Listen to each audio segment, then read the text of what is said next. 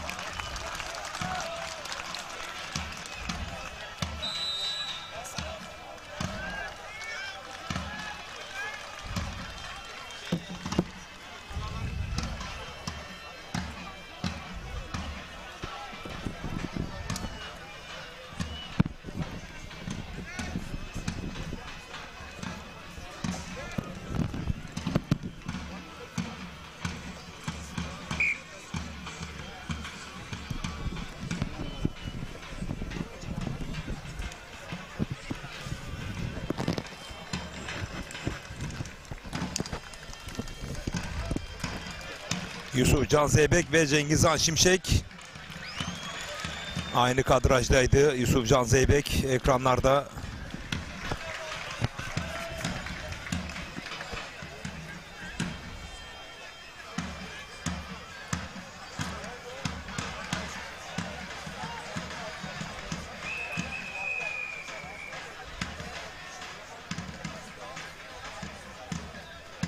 Abdullah Mertoğlu emekleriniz için teşekkürler demiş. Teşekkür ediyoruz. Sizler için varız.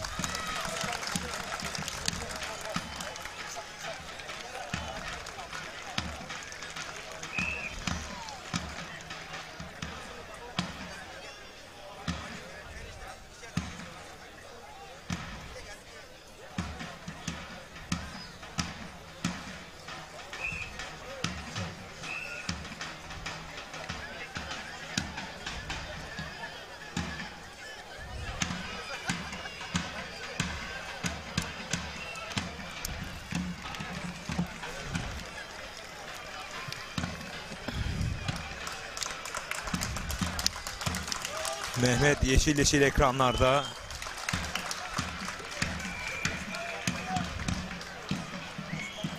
Ve Cengizhan Şimşek. Bu yıl çok farklı, çok maşallah var. ve Fatih Atlı Antalya Manavgat Belediyesi'nin baş pehlivanı.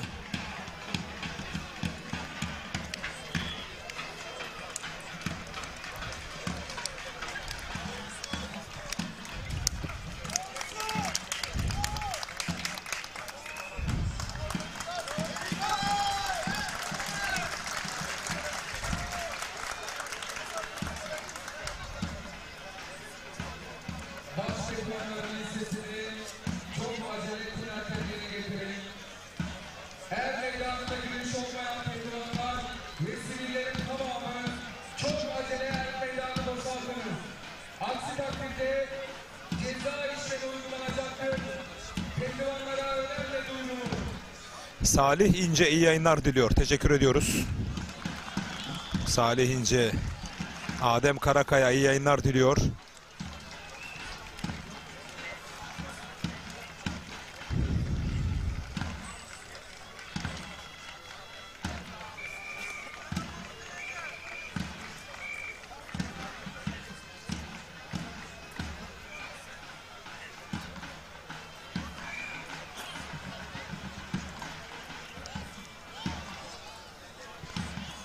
Tokat Reşadiye Belediye Başkanı Sayın Ergül Ünal iyi yayınlar diliyor. Tüm pehlivan kardeşlerime başarı dileklerinde bulunuyorum demiş Tokat Reşadiye Belediye Başkanı.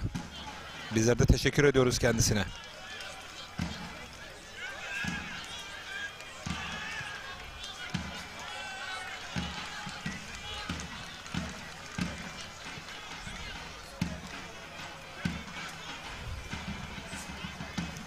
Uğur Ayan, Ali Gürbüz elendi mi? Evet.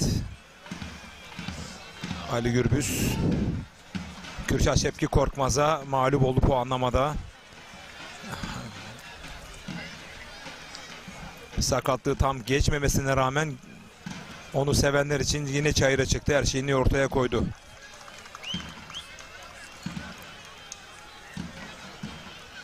Mahdumların Taha Yasin, Tuna Yuşa bana kolaylıklar diliyorlar.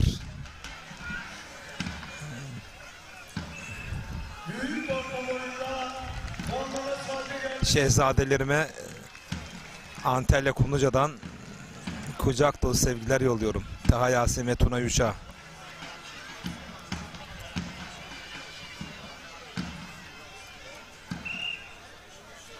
Tabii ki muhterem hanımefendi annelerine de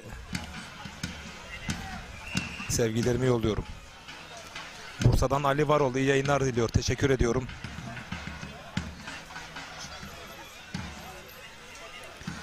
Ve çeyrek final mücadelesi başladı.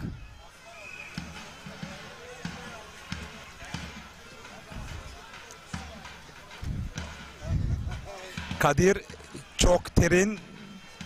Bugün gözüne en çok kim girdi demiş. Ben Seçkin Duman'ı çok beğendim. Hüseyin Gümüşalan gibi üst düzey bir baş pehlivanla kıran kırana güreşti.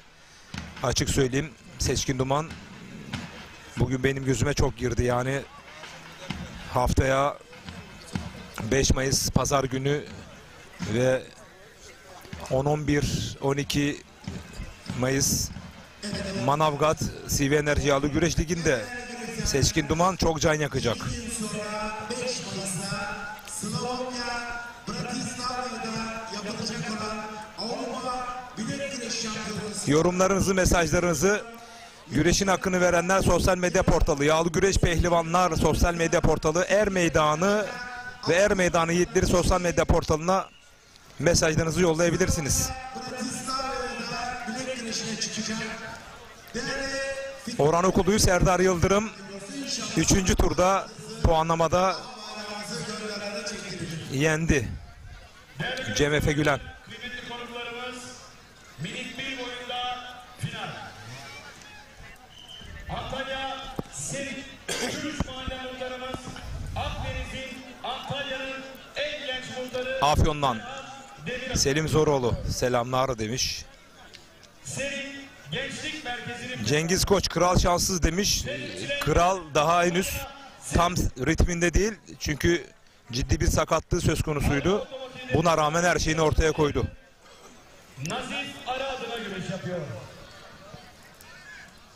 Turgut Tuğra Arı, Antalya Minik 2 final. Muğla Seydi Kemer Belediye Başkanımız Sayın Önder Akdeniz adına güreş yapıyor. Yusuf Ziya Ataçocuğu Muğla Seydi Kemer.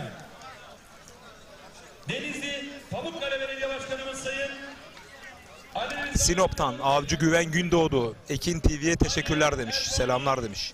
Almanya'dan Hacı Hayri Ünal. Sevgiler mesajını yollamış.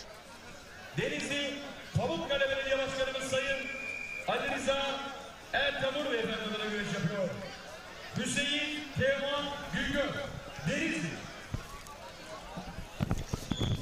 Antalya Delta Belediye Başkanımız Sayın Fahri Duran Beyefendi adına güreş yapıyor. Yine bugün burada komisyoncu Hasan Kaya adına güreş yapıyor. Evet değerli güreş severler. Siz Teşvik 2 final. Antalya bu mücadeleleri izlerken canlı yayın kabinime Türkiye Adı Güreş'in gelecekteki bir değeri geldi. Kim o biliyor musunuz? Yanmaz Pehlivan. Hoş geldin Yanmaz. Hoş bulduk.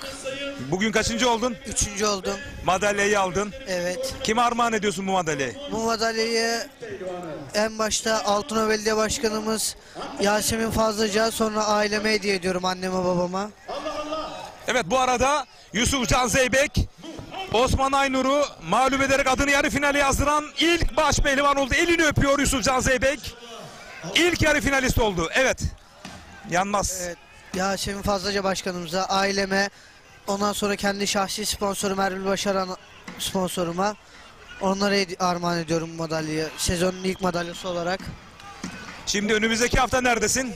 Önümüzdeki hafta Balıkesir ve Makedonya'da güreşlerdeyiz. Daha sonra Manavgat gezeceğiz bu sene. peki başarılar diliyoruz sana. Sağ olun, teşekkür ederim.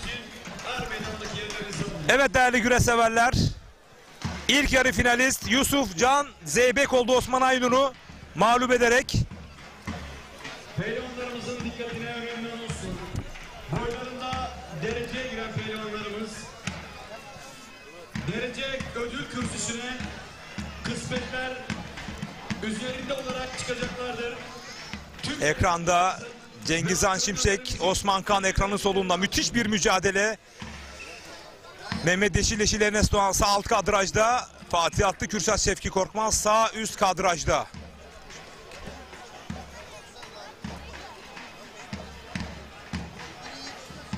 Yorumlarınızı ve mesajlarınızı Ekin Türk TV sosyal medya portalına yollayabilirsiniz. Ancak beğeni de yapmayı unutmayın.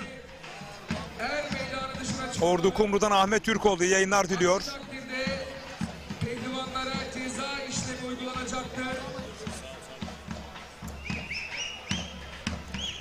Toz koparan ayak, deste küçük, deste orta, deste boy, büyük boy pehlivanlarımız final müsabakalarınızı yapmak üzere. Selim Zoroğlu Toz koparan iyi yayınlar demiş. Nereden mesaj yolladığını yazmamışsın. müsabakalarınızı yapmak üzere. Almanya'dan Etiroğlu Çavuş Hüseyin Kaya tüm pehlivanlara başarılar demiş. Teşekkür ediyoruz. Yarı final müsabakalarınızı yapmak üzere. Her meydandaki emrinizi alınız. Emin.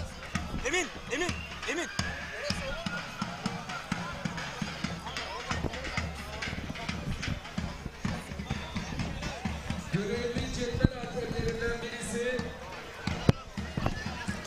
Antalya Evet. Bu arada Osman Kan ekranın solunda Cengizhan Şimşek'i bastırdı. Ankara'dan Doktor Mustafa Uzun iyi yayınlar diliyor. Ekin Türk TV'ye teşekkürler demiş.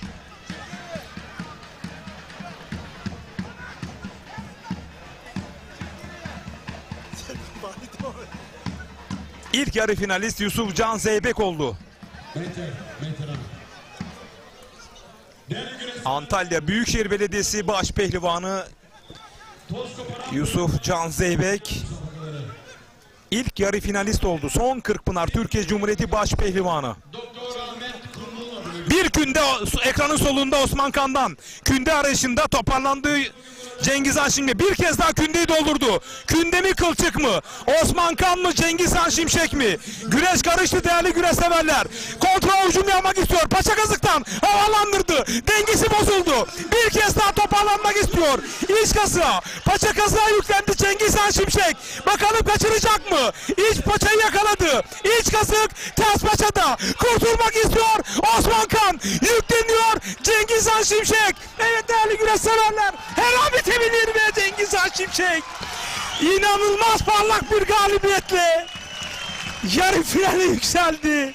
Ben buradayım diyor Cengiz Han Şimşek.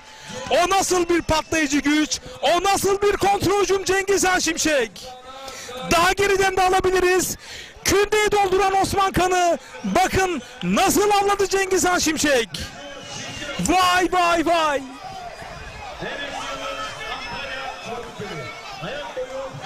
Adeta nefes kesti son anları. İç kazığı öyle bir yakaladı ki her şeyini denedi genç Osman Kan ama kurtulamadı. Evet, sağ konserleri, güvenlik güçlerini, Böyle bir patlayıcı güç ben görmedim değerli güreş severler. Bu Cengiz Han Şimşek bu yıl bambaşka dedim, daha huzur peşrevinde. Bir kez daha tekrarını alabilir miyiz değerli yönetmenim? güvenlik güçlerimiz, zabıta amirlerimiz, her meydandan Evet, kündeyi burada Osman Kan doldurmuştu. Kündeyi de atabilirdi biliyor musunuz? Ama ağırlık merkezini bir anda dağıttı. Sol eli kasnakta bir anda butladı buradan. Dengesi bakın tam burada dengesi bozulmasına rağmen o sol iç kazığı inatla kararlılıkta bırakmadı. Bakın tazeledi ustam Ahmet Taşçı'nın en iyi yaptığı iç kazıktan butlayarak Şak'ı aradı. Şak'ı da bulamadı ama bir anda sağ eliyle iç butu çok güçlü kavradı. Osman Kan buradan kurtulmak için her şeyini ortaya koydu ama Cengiz Han Şimşek artık burayı yakaladığında affetmeyeceğini kendi de hissetti. Yusufcan Zeybek'ten sonra Cengiz Han Şimşek de yarı finalde ve iki mücadele kaldı çayırda.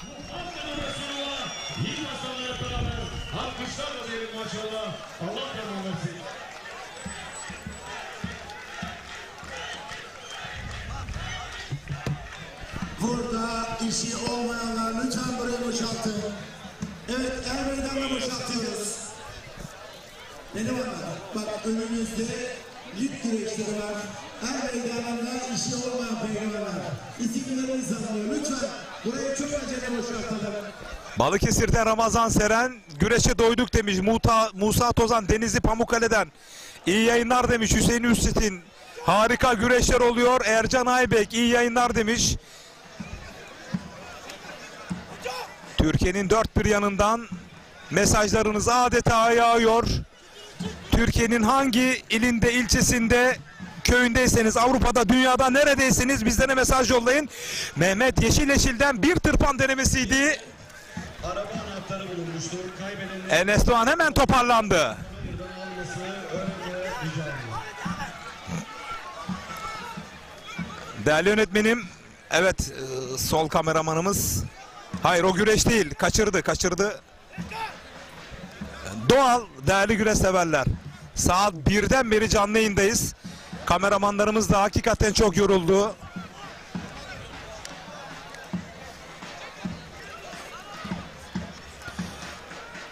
Ama Osman Kan özelinde parantez açmak istiyorum. Cengiz Han'a künde atma cesaretini ortaya koydu. Sonuca gitmek için risk aldı. Bu Osman Kan bu yılda Elmalı'da geçen yıl elde etmiş olduğu başarıyı tekrarlar. Bu adam çok cesur bir güreşçi, çok. Helal olsun Osman Kan. Büyük ortada güreş yapacak pehlivanlarımız çok acele kura çekip yerine. Büyük ortalar çok acele kura çekip yerine. Evet, pehlivanlarımızın dikkatine, boylarına dereceye inen pehlivanlar. Madalya sıralaması için İbrahim Arpacı final Cengiz Han ve Yusuf arasında olacak gibi gözüküyor demiş. Yakışır demiş. Hak eden kazanacak. Biz bunu anlatıyoruz. yine üçüncüler madalyalarını almak üzere kürsünün yanında. Kesinlikle hak eden kazanacak. Kesinlikle. Ama her şeylerini ortaya koyuyorlar. Bugün Kumluca Er Meydanı tarihi günlerinden birini yaşıyor. Deste küçük, deste orta. Ve küçük boy pehlivanlarımız çok acı. Mürsel, Vural. Bolu dağlarında bütün gün yürüdüm çalıştım ama Cengiz Han'la Osman'ın güreşi bütün yorgunluğumu aldı demiş. Ya ne güzel bir mesaj ya.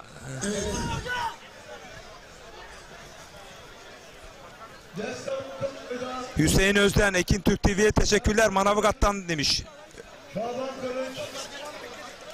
Necati Akanak değerli büyüğüm iyi yayınlar diliyor. Hak eden kazansın demiş kesinlikle. Ali Gürbüz, Kürşat Şevki Korkmaz'a yenildi. Ekranın solunda Fatih Atlı'yla güreşiyor.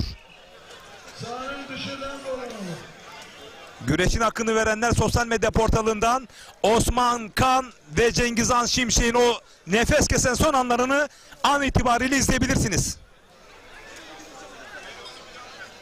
Büyük ortada güreş olacak pehlivanlarımız çok acele kura çekim yerine büyük ortalar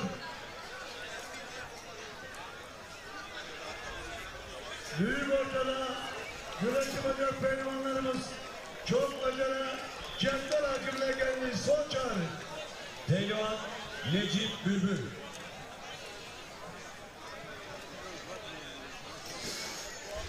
Çayır'da iki baş pehlivanlık çeyrek finale kaldı.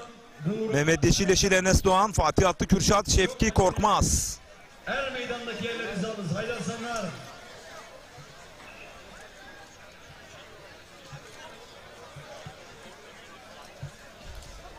Minik ve teşvik boyunda puanlama saati gelmiştir.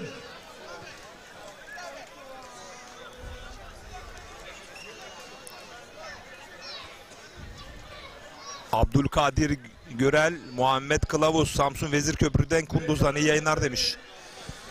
Halil İbrahim Çiçek, Kunduz Vezirköprü güreş ağımıza kucak dolu sevgiler yolluyoruz. Hacı Karada cetvel hakimine gelmiş. İsmini okudum cetvel hakemlerimiz. Meydan hakemleri. Alaplı'dan Hüseyin Uğuz hocam iyi yayınlar diliyor. Değerli hocama teşekkür ediyorum. Güreşin kalbi Ekin Türk TV ekranlarındasınız. Değerli güreş severler. Burası Antalya Kumluca Er Meydanı. Güçlerimizi, sağ konferlerimizi rica ediyorum. Çeyrek finale bakar mısınız? Arkada Son 10 yıla damgasını vurmuş isimler yoklar. Bu yeni jenerasyonun ne kadar güçlü ve koşar adımla yükseldiğini görebiliyoruz. Yapmış oldukları mücadelelerde hepsi risk alıyorlar. Serdar Yıldırım, Kürşat Şevki Korkmaz, Osman Kan, Cengiz Han Şimşek. Bir de Mustafa Taş katılırsa Allah'ın izniyle değmeyin keyfimize. Enes Doğan, Gazi Şimşek, favorim Mehmet Yeşileşil demiş. Baş pehlivanlık özelinde mi, çeyrek final özelinde mi? Gazi Şimşek yazarsan sevinirim. Çok acele er meydanına. Büyük ortalar, büyük ortalar. Çok acele cetvel hakimine. İnşallah Balıkesir Gönen güreşlerinde de bu tür üst düzey kapışmaları izleyeceğiz. Sayın İbrahim Palas, Gönen Belediye Başkanımız himayelerinde tertip edilecek. Severler, kıymetli konuklarımız Kumluca Er Meydanı'nda deste Gönen bunu hak ediyor. yarı final. Yeni yılda inşallah Bandırma'da da güreşler olacak. Pehlivanı. Yine bugün burada Antalya'da faaliyet gösteren Şen Ortaklar sahibi Balıkesir Büyükşehir Belediye Başkanı Ahmet Akın da CV Enerji Yağlı Güreş Ligi'ne yapıyor. dolu dizgin devam edeceklerin müjdesini verdi Sayın İbrahim Türkiye Başkanımızla birlikte ve Mehmet Yeşileşil onun pehlivanı da çeyrek finalde. Boşaltı pehlivanları. Gazi Şimşek baş pehlivanlık adına demiş. Bakalım. Çekmek üzere. Cetvel hakimine gelmiş. Fatih Atlı, Kürşat Şevki Korkmaz'ı Antalya bastırdım yoksa Kürşat Şevki Korkmaz yer güreşini mi tercih etti? Bunu hep birlikte göreceğiz. Beydiller Tarım Ürünlerinin sahibi iş adamı Sayın Hasan Bilgili adına güreş yapıyor. Buğra Erten Antalya Filke. Serhat Şehri Edirne Belediye Başkanımız Sayın Bu arada Türkiye Adı Güreşi'nin Ahmet Taşçı'dan sonraki en kariyerli baş pehlivanı Recep Kara'nın değerli babası, değerli büyüğüm. İyi yayınlar diliyor. Hepsi benim evladım. Hepsine Allah derman versin diyor Ordu'dan. Teşekkür ediyorum değerli büyüğüme. Balıkesir Büyükşehir Belediye Başkanımız Sayın Ahmet Akın Beyefendi adına güreş yapıyor. Yine bugün burada Balıkesir Ayşe Bacılı Süleyman Bozdemir adına güreş yapıyor. Fatih attı dış kasnaktan. Bakın inanılmaz yağlı güreş tekniğiyle dış kazığı vurdu.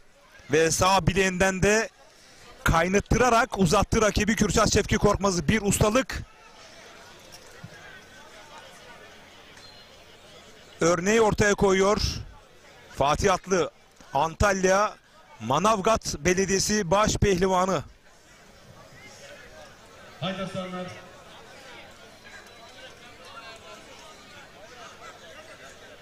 Deste orta boy pehlivanları çok acele salavatlanmak üzere er meydanına.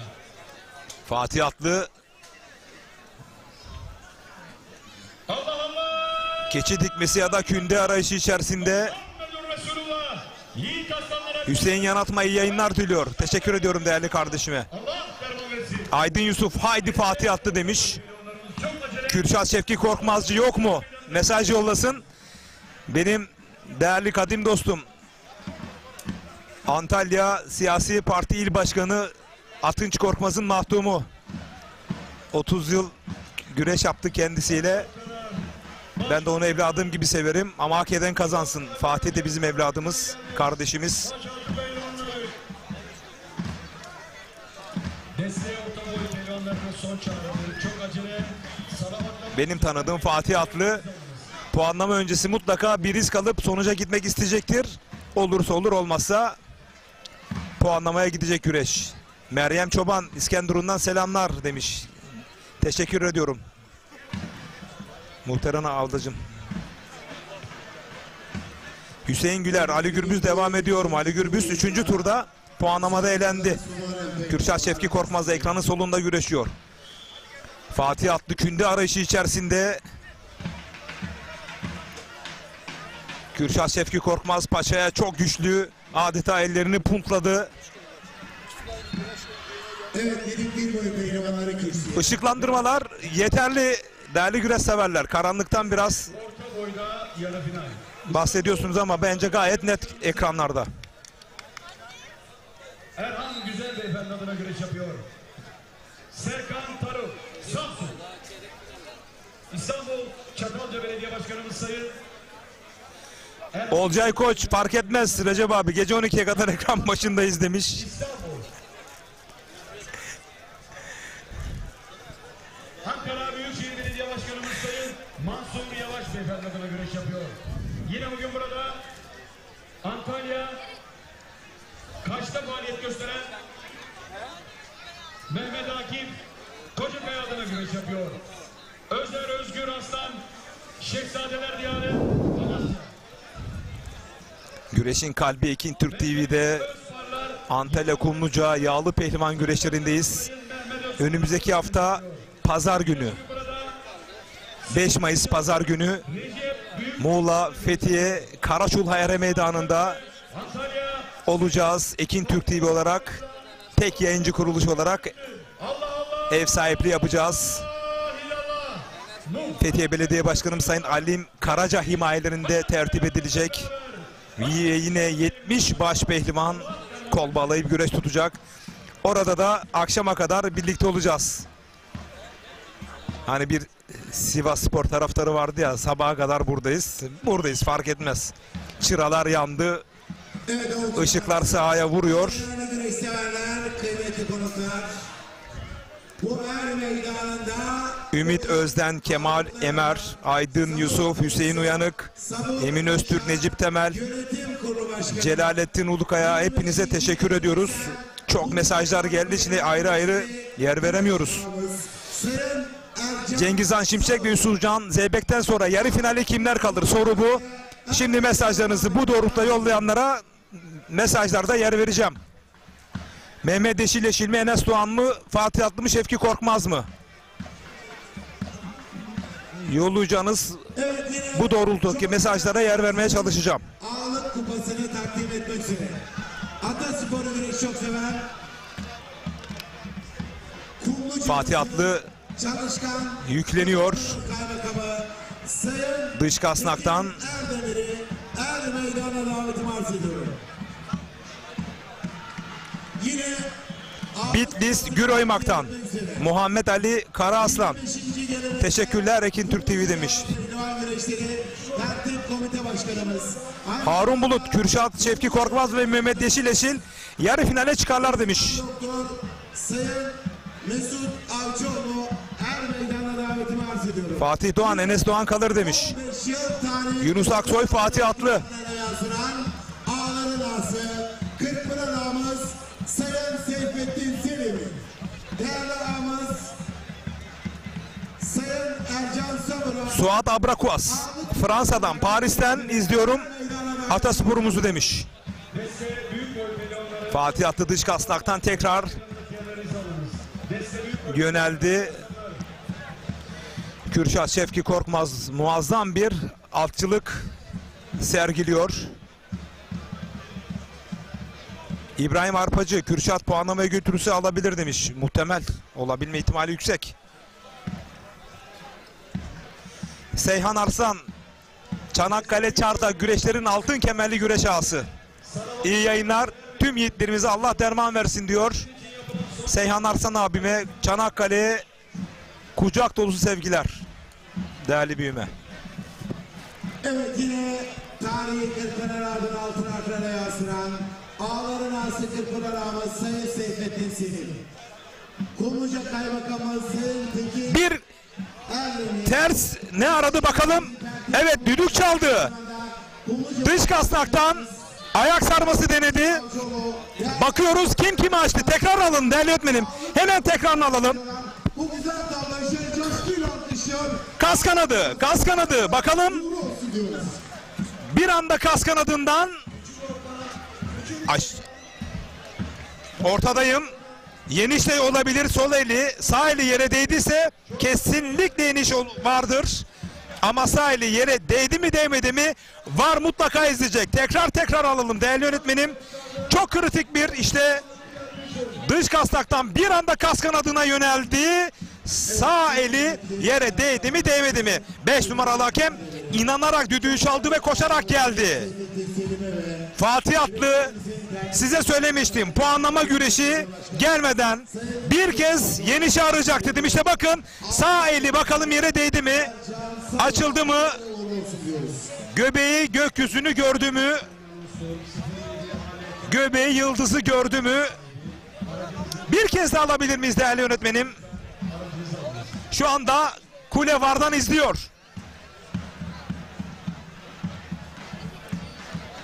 Kule VAR'dan izliyor. Değerli yönetmenime teşekkür ediyorum. VAR'a giden bir mücadele, çeyrek finalde bir mücadele gitti VAR'a. Bakın, bir anda inanılmaz kas kanadı. Bu adam çok teknik bir baş pehlivan. 5 numaralı hakem inanarak geldi. Hakeme inanmak ve itimat etmek durumundayız. O elin yere değip değmediği konusuna bakın. Ve puanlama anonsu geldi. Son dakikada, ya bu Fatih Atlı 90. dakikada gol attı tabiri var ya. Tam da bu noktada. Madalyalarını takdim etmek üzere 50. yıl mahalle muhtarımız Sayın Bayram Şan'da daha yani nasıl yeniş olsun demiş. Evet, şu anda VAR izliyor. Bakın, deneyimli MHK üyeleri, kul hakemleri izliyorlar. Biz anonsu, bakın Kürşat Şevki Korkmaz da itirazda, sanırım bir anons gelecek. Bakın işte tartışılan pozisyon, öbür tarafa koymamız gerekecek. Evet, bir anda kas kanadına yöneldi. Sağ eli yere değdi mi değmedi mi? Zonguldak Alaplı, Bursa Büyükşehir Belediye Başkanımız Sayın Mustafa Boz, Bakalım anons gelecek mi? Onur Keskin, Bir kulenin önünde gösterebilir miyiz? Belki anons gelmez, kaçırmayalım. Evet. VAR'dan tekrar izliyorlar. VAR'da da çok deneyimli bir teknik sorumlumuz var. Mehmet Eren, değerli güreş severler. 20 yıldır bu sahalarda çekmiş olduğu görüntülerle Kule ve MHK üyelerine destekte bulunuyor Varda. Çok deneyimli bir isim. Ziya Ünlü orada, Gözlemciler Kurulu Başkanı. Servet Yıldız orada, MHK Başkan Vekili. Yine Toptaş Mahalle Bakalım anons gelecek mi? Kürşat Şevki Korkmaz da pür dikkat bakıyor. Belen Mahalle Muhtarımız Sayın Halil Çetin'i, Karşıyaka Mahalle Muhtarımız Sayın Osman Durakoğlu her meydana davetimi arz ediyorum.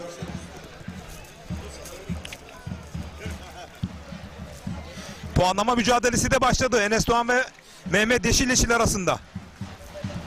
Evet, minik iki boyut pehlivanları hazırlansınlar. Sadullah Tüllüce bence kas kanadı tam geçmedi mesajını yollamış. Kuleyi de görmek isterim. Her an bir karar çıkabilir. Evet, çok teşekkür ediyorum. Ya kule bile karar veremedi. İnanılmaz. Hakikaten devam kararı ihtimali bir söz konusu olabilir mi bilmiyorum.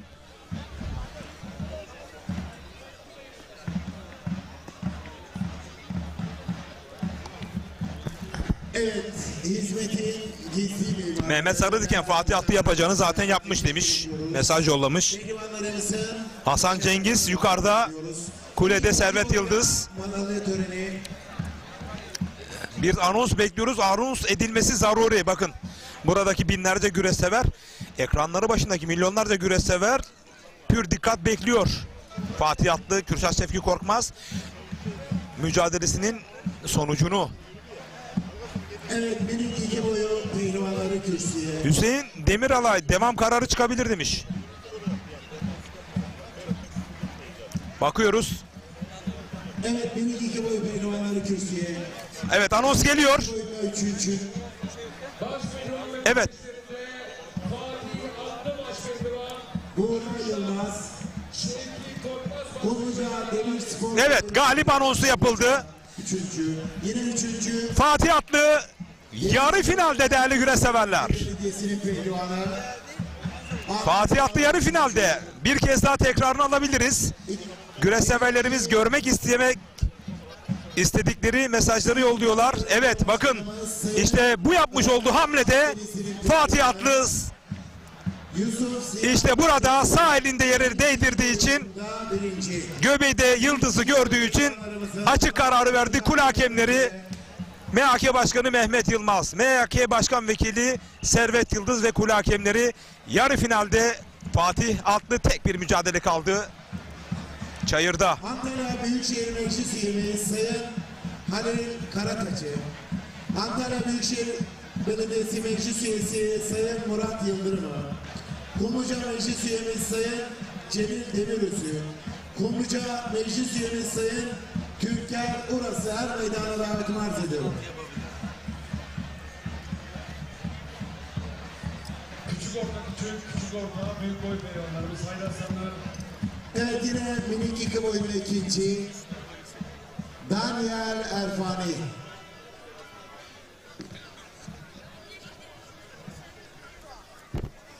Değerli güreşseverler, kıymetli konuklarımız, Kumluca Er Meydanı'nda küçük boyda yarı final. Ankara Büyükşehir Belediye Başkanımız Sayın Mansur Değerli arkadaşlar, biraz daha geri açılalım. Aski Spor Kulübü'nün pehlivanı. Yine bugün burada MHP Kumluca İlçe Başkan Yardımcısı Gürgen Nişanlı'nın sahibi Sayın Ramazan Gürgen adına güreş yapıyor. Eren Kalkan Çorum Sungurlu. Balıkesir Büyükşehir Belediye Başkanımız Sayın Ahmet Akın adına güreş yapıyor. Evet, Mehmet Yeşilleşil'in kısmetini Aksu. Kenan Şimşek yokluyor. Belediye Başkanımız Sayın Enes Doğan'ın da kısmetini yokluyor. Neden? Kasnak dikişleri var mı? Fortis Kadınları Paça dikişleri var mı? Süleyman Alkan adına güreş yapıyor. Yusuf İslam Taş, Sinop Dura.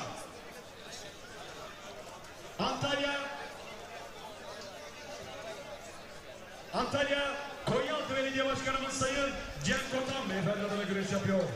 Yine bugün burada Antalya Orman Bölge Müdürümüz Sayın Vedat Dikici adına güreş yapıyor. Baryan Berk Karacan. Cengizhan Şimşek, Yusufcan Zeybek ve Fatih Atlı yarı finalde. Küçük orta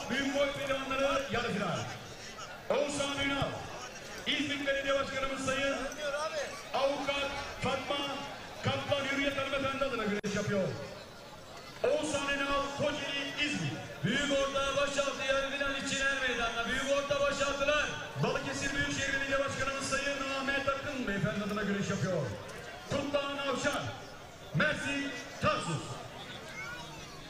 Gölcük Belediye Başkanımız Sayın Ali Yıldırım Sezer beyefendi adına güreş yapıyor. Yine bugün burada Gölcük güreşlerimizin güreş ağası Mehmet Özbey'in pehlivanı Enes Özbey Gölcük. Kemer Belediye Başkanımız Sayın Necati Topaloğlu adına güreş yapıyor.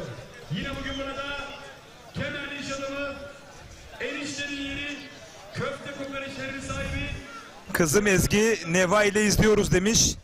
Kemer Kemal Eşim Cengizhan diyor. Kızım Balaban yoksa Yusufcan diyor. Bende taraf yok. Muhammed Resul Enes Doğan'ı hep beraber tutabilirim demiş. Kim? Değerli yorumcum Nazım Kızıl. Büyük Selamlar yolluyorum değerli kardeşime. Meydandan Büyük Orta Başaltılar yanıma.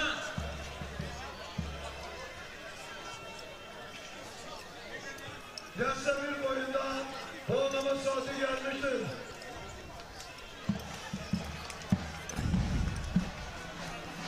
Jeoloji mühendisi Hakan bizleri izliyorlarmış.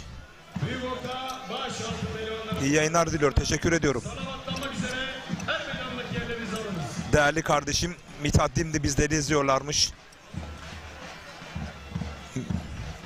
Bugün aslında burada olacaktı ama Madalya seremonisi 3. çok üzücü bir Yine 3. haberle gelemedi. Seydi Kemir'in kurucu ilçe spor müdürü değerli hocam Adem Türk'ün vefat etmesi ve onu define dolayı güreşlere gelemedi. Mithattin Mesutim abime de selamlar yolluyorum. Hasan Kaya'nın pehlivanı. Mekanı cennet olsun değerli hocamız Adem Türk. Eşit bir boy pehlivanlarımızın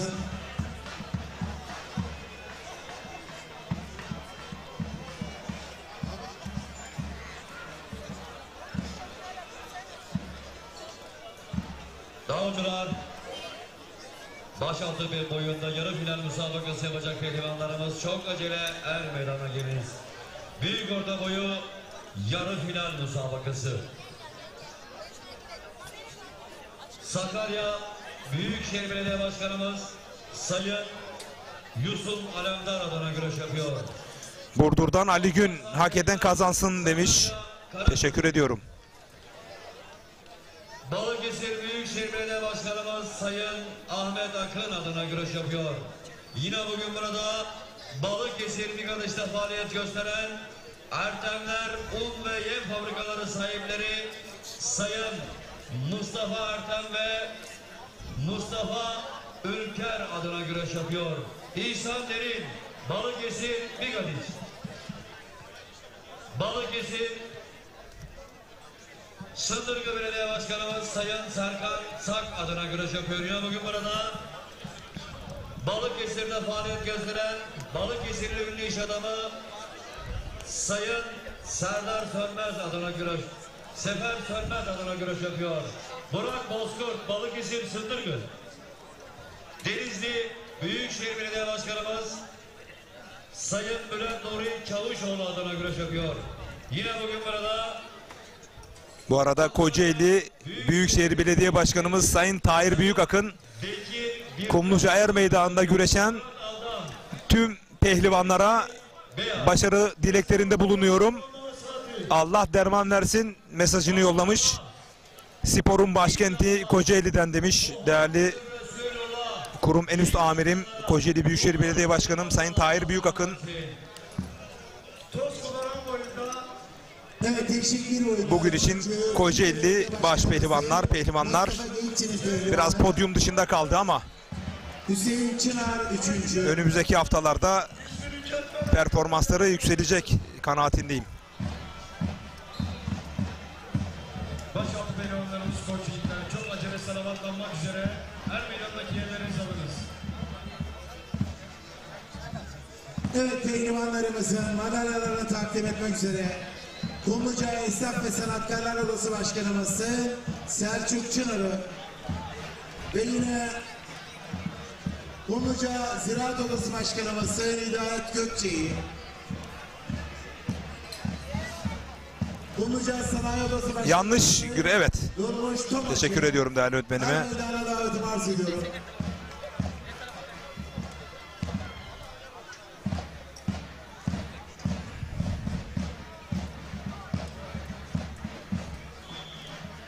Sezon başladı, mutluyuz demiş. Sezon 1,5 ay önce başlamıştı. Hüseyin Otur. Nerede? İzmir Menemen'de. Menemen Belediye Başkanımız Aydın Pehlivan sezonu Menemen'de açtı. Çok da görkemli bir organizasyona ev sahipliği yaptı. Abdülhadi Akçay hocamız Erkan Taş, ile birlikte.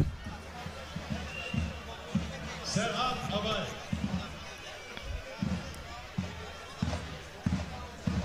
Serhat Elvan,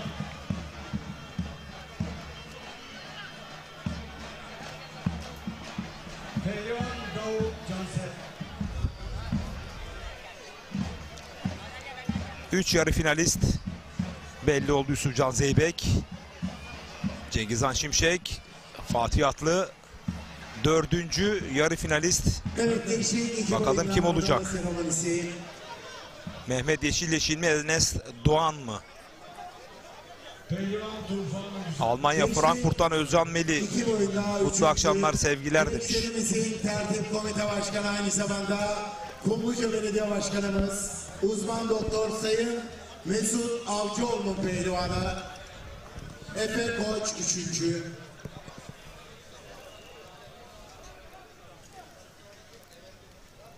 Elmalı Güreş Eğitim Merkezi'nin pehlivanı ve yine bugün burada Elmalı'da faaliyet gösteren Koç Kebapların sahibi Mehmet Yeşilleşil'e başarılar diliyorum demiş Ramazan Seren Balıkesir'den. Şevket Ali Taşçı 3.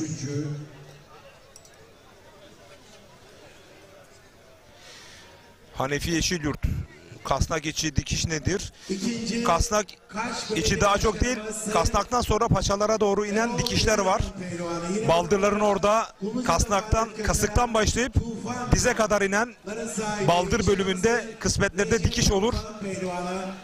Ancak bazı Tufan, Antalya Kaş pehlivanlarımız bundan 5-6 yıl önce o baldır, kasıktan baldıra kadar inen, dize kadar inen baldır kısmına dikiş attırmayıp tutulması zorlaştırıyordu.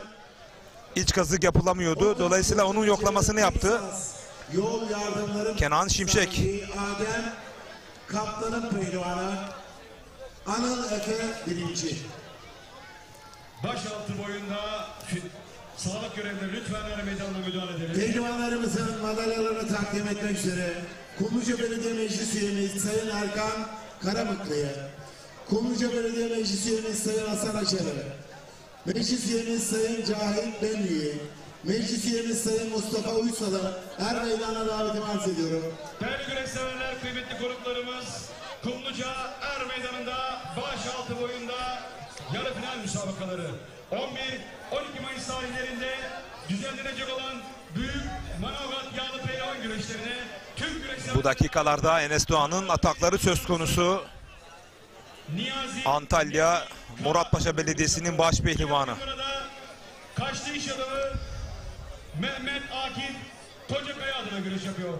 Serhat Elvan Tokat. MCM Özparlar Spor Kulübü Yönetim Kurulu Başkanı Kemal Yılmaz Hoca Mehmet Özparlar adına güreş yapıyor. Elenselerle Mehmet Yeşilleşil'i dağıtması noktasında taktik veriyor. Sayın Tuncay Güzel adına güreş yapıyor. Tufan Güzel, Antalya Kumluca. Demre Belediye Başkanımız Sayın Fahri Duran Beyefendi. Yine kasnaklara hücum etti. Davut Cansel, Mehmet Yeşilleşil o bakalım dalışlarını, tecrübesini ortaya koyabilecek mi? Antalya Büyükşehir Belediye Başkanımız Sayın Muhittin Böcek Beyefendi adına güreş yapıyor. Yine bugün burada Fortis tarımlarının sahibi iş adamı Sayın Süleyman Alkan adına güreş yapıyor. Ve Koret kasaplarına da teşekkür ve şükranlarını sunuyor. Erkan Taş, Sinop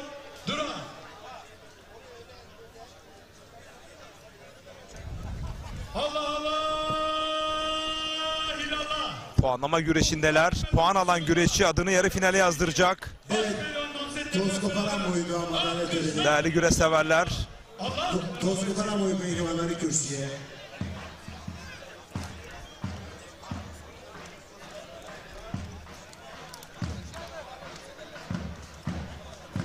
Evet, toz koparan boyunda dereceye giren pehlivanlar koşar adım kürsüye.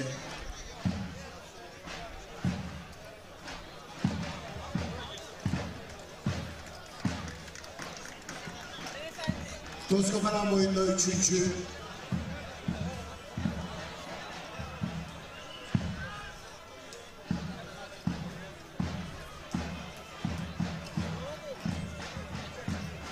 Gökhan Kök. Karaöz'den selamlar olsun demiş. Mehmet Yeşileşil'in köyü. Baş pehlivan Aksu Karaöz. Tek daldı Mehmet Yeşileşil. Havalandırmak istedi, kaçırdı. yerlerinizi alınız. Enes Doğan'ı kaçırdı. Baş pehlivanlar da yarı final kurallar için anons edildi. Diğer 3 baş pehlivan. Manavgat Ilıcaer Meydanı'na davet eden Manavgat Belediye Başkanımız Doktor Sayın Niyazi Nefik Kara'nın pehlivanı. Mehmet Başkan Bozkurt, Antalya Manavgat Oba. Pehlivanlık güreşleri. Yine 3. Yeşil baş pehlivana birinci. Çanakkale. Evet, Mehmet Yeşileşil'e bir ihtar anonsu geldi. Uluoğlu Yağlı Pehlivan Güreşleri güreş ağımız Çanakkale'de iş adamı Sayın Erbil Başaran'ın pehlivanı Mustafa Yanmaz.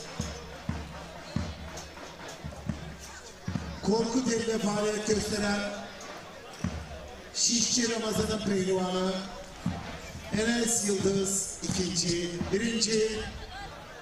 Sirik Belediye Başkanımız Doktor Sayın Kadir Kumbul'un pehlivanı Arif Aksay'ın çırağı Selim Mazhar 1.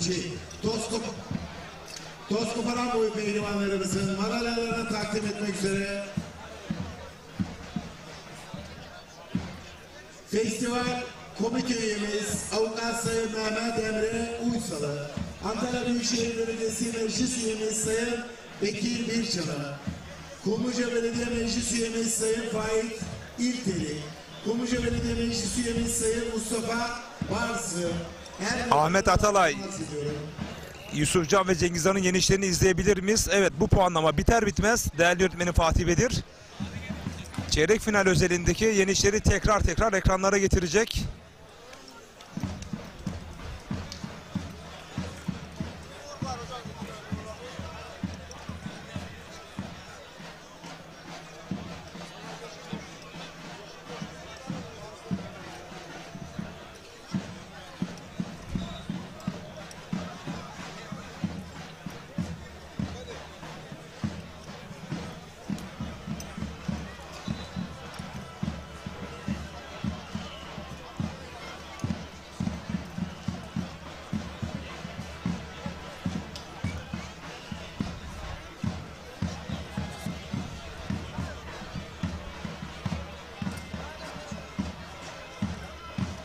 Evet, yine değerli ustası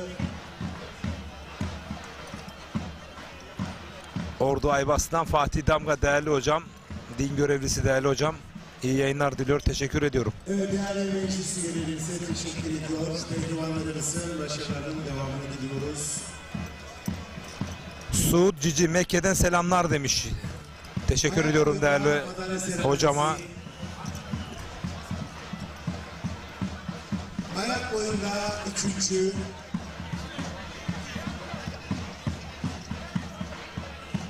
Antalya'da iş adamlarımızdan HM İnşaatların sahibi Hüseyin Motor'un pehlivanı İbrahim Gündoğdu. Başka bir açıdan değerli yönetmenim şu anda çok uzak kadrajda kaldı. Antalya Korkuteli Yağlı Pehlivan Güreşleri Tertip Komite Başkanı 36 numaralı hakemimiz, güzel açımız vardı ama o da kapatmış. Korkuteli Belediye Başkanımız Sayın Saniye Canan'ın pehlivanı. Yine bugün burada iş adamı Sayın Hasan Can Canan'ın pehlivanı. Tunağan Bayrak, Antalya Korkuteli 3. İkinci Aksu Güreş Kulübü'nün pehlivanı Ali Mert Uçtu Aksu ikinci. Birinci Karapürçek Belediye Başkanımız Mehmet Murat Çorumlu'nun pehlivanı Serhat Duman Ferhat Duman birinci. Ayak boyu pehlivanlarımızın madalyalarını takdim etmek üzere Antalya Belediye Meclis üyemiz, Siviller, güreşi biten pehlivanlar çok Antalya Büyükşehir Belediye Meclis üyemiz, aynı zamanda Elmalı Belediye Başkan Yardımcımız Sayın Hasan Aydın, Kumluca İlçe Sağlık Müdürümüz Sayın Mehmet Çiftçi, Kumluca İlçe Spor Müdürümüz Sayın Erol Koca'yı, Festival Komite Üyemiz Sayın Adem Dalgıcı, El Meydan'a davetimi arz ediyorum.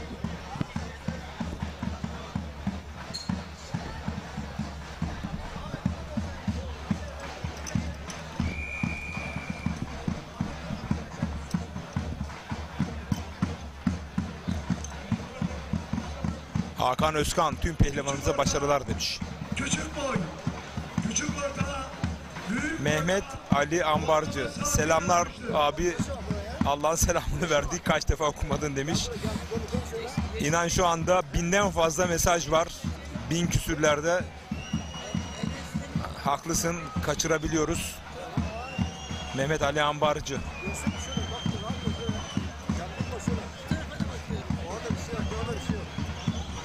Evet, kasnaklardan Puanlama yapan pehlivanlarımızı hücum ediyor Enes Doğan. İhtar her an gelebilir kuleden, her an. nasıl orta boyda. baş pehlivanlık güreşlerinde Evet. Mehmet yeşil baş pehlivana ikinci ihtarı. Evet, ikinci ihtarı aldı Mehmet. Yeşil Osman Gökçen, Galibi Kentler, Okan Aksoy Mehmet Yeşil'e son direktiflerini verdi. Derse büyük boyda.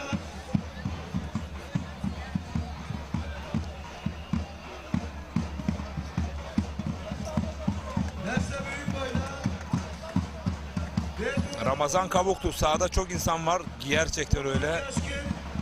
Saat 5'e kadar disiplini sağlandı ama 5'ten sonra disiplin kalmadı, dağıldı bir anda.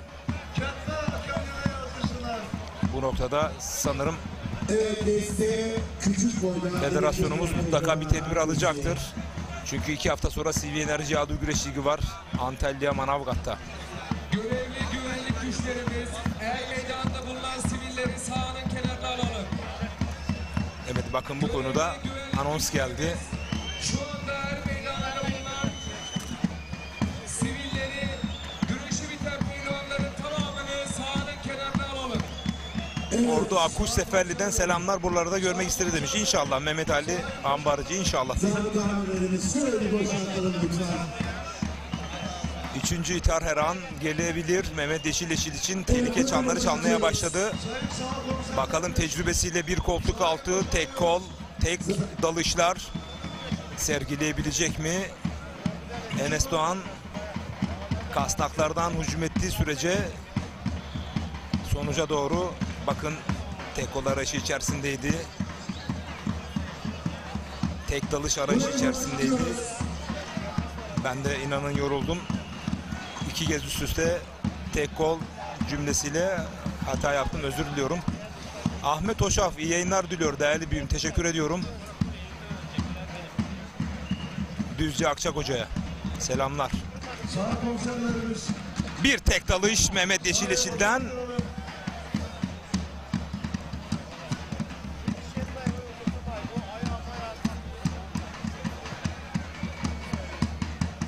Yine kasnaklara gömüldü Enes Doğan. Evet. Evet, kaçınılmaz. Ya 3 ithal atılacaktı. Enes Doğan maşallah diyelim. Türkiye Adı Güreşi, bakın elini öpüyor. Ne kadar temiz. O da alnından öpüyor. Bakın tekrarını bir kez daha izliyorsunuz.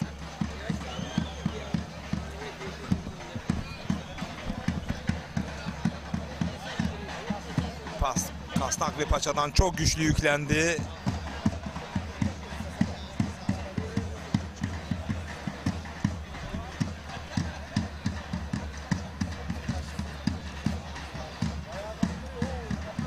Farklı bir açıdan. Evet, deste küçük, deste orta, deste büyük boyda müsabakalara sona eren pehlivanlar kürsülerimizi alırız. Ve yarı finalistler Enes Doğan, Fatih Atlı, Cengizhan Şimşek ve Yusuf Can Zeybek. Heyecan dolu bir yarı final bizleri bekliyor. Gecenin 9'unu bulduk. Ve işte yarı finale kalan baş pehlivanlarımızın o son anları, son yeniş anlarını işte bakın Osman Aynur'u, İç Kazık ters paçayla Yusuf Can Zeybek, Osman Kan, Cengizhan Şimşek, son anlarda neler yaşandı neler şimdi gelecek ekrana. İşte bakın künde arayışı içerisindeydi. Osman Kan büyük risk aldı. Cesaretli, özgüvenli ama İç Kazık'tan öyle bir yüklendi ki Cengizhan Şimşek, Osman Kan'ın toparlanmasına hiç müsaade etmedi. Fırsat dahi vermedi. Baş pehlivanlarımızın yarı final kura çekimleri İşte buradan İç Kazık ters paçayla kurasını çekmek üzere. net bir galibiyetle Bir numara Yusuf Can Zeybek. Yusuf Can Zeybek bir numaralı kurayı çekti ve Fatih Atlı'nın kas kanadı. Evet. Cengizhan Şimşek geliyor kurasını çekmek üzere. Bir numara Yusuf Can Zeybek. Fatih Atlı yarı final kurallarınızı çekmek üzere. Er meydanına geliniz. Bakalım Yusuf Can Zeybek'in rakibi kim olacak? Enes Doğan kurasını çektikten sonra 10 dakika dinlenecektir. İlgi ve bilgiler yine önemli arz olunur.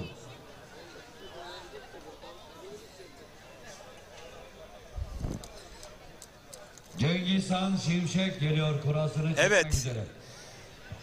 Bir numara Yusuf Can Zeybek.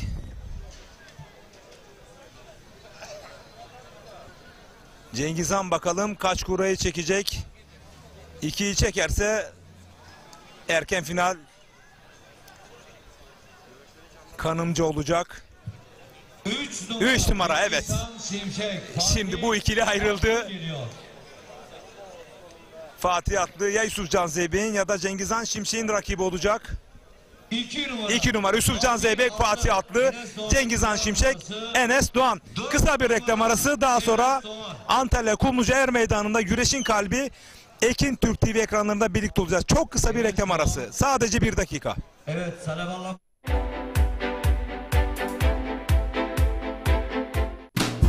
Bereketli tarlalardan lezzetli sofralara. Bir yağ ayçiçek yağı ve Birma margarin.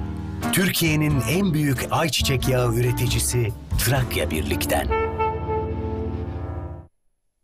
Kubo'yu bilir misiniz? Ne dedi ki bu? Dedim Kubo. Ne ki bu Kubo? Boya bu Kubo. Nasıl bu Kubo? Kubo bu moda. İyi mi Kubo? Dokun Kubo. Ne yapar Kubo? Yeniler Kubo. Bu da mı Kubo? Bu da bir Kubo. Bu da mı Kubo? Bu da Kubo. Yeni mi Kubo? Yo, 16 yıldır milyonlarca duvarda. Yıllardır her tarza uygun zengin renk seçenekleriyle milyonların tercihi Kubo. Boya bu Kubo.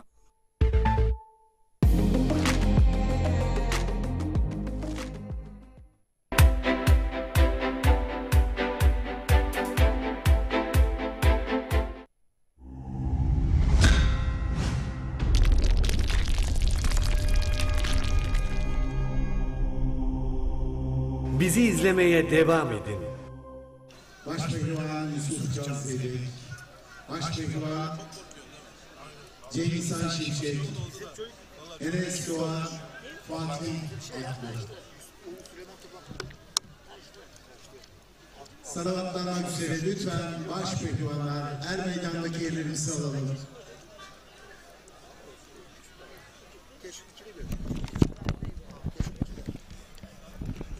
Evet değerli güreş severler. Değerli basın. Antalya Kumluca Er Meydanı'nda yarı final anındayız. Dörtlü finaldeyiz. Final Four'dayız. Cengizhan Şimşek mi? Yusufcan Zeybek mi? Eşleşmeler böyle değil tabii ki.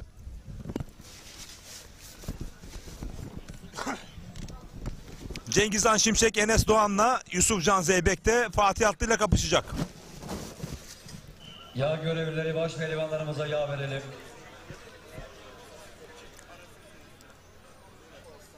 Evet, baş pehlivan Cengizhan Şimşek. Baş pehlivan Enes Doğan. Sizlere yapılan son çağrı. Deste orta boyda Özel Özgür Aslan, Evet, yargı Osman dersi. Gökçen. Galip gelen pehlivan cepler rakibine gelsinler. Evet, Enes Doğan baş pehlivan. Deste büyük boyda Salavatlandıktan sonra 10 dakika dinlenme hakkım vardır. Lütfen düzenci hemen Er Meydanı'na gel. Ricai Gülen. Salavatlayalım. Ondan sonra istirahatine devam et.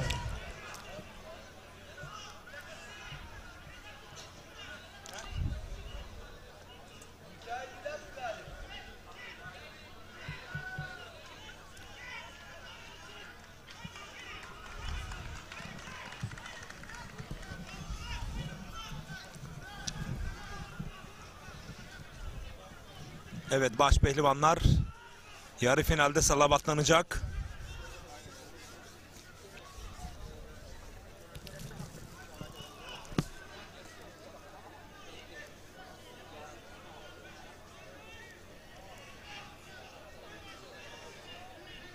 Mustafa Özkan Başkan çayır panayır gibi demiş. Maalesef bunu bir türlü engelleyemiyoruz. Başarabilen organizasyonlar yok mu? Var. Sayın İbrahim Türk işinde hiç hoşnut olmadığı bir durum. Ama sezon başı Küçük boyda inşallah toparlayacağız. Eren Kalkan, Ömer Bulut, Yusuf İhsan Taş, Bayram Berk Karaca.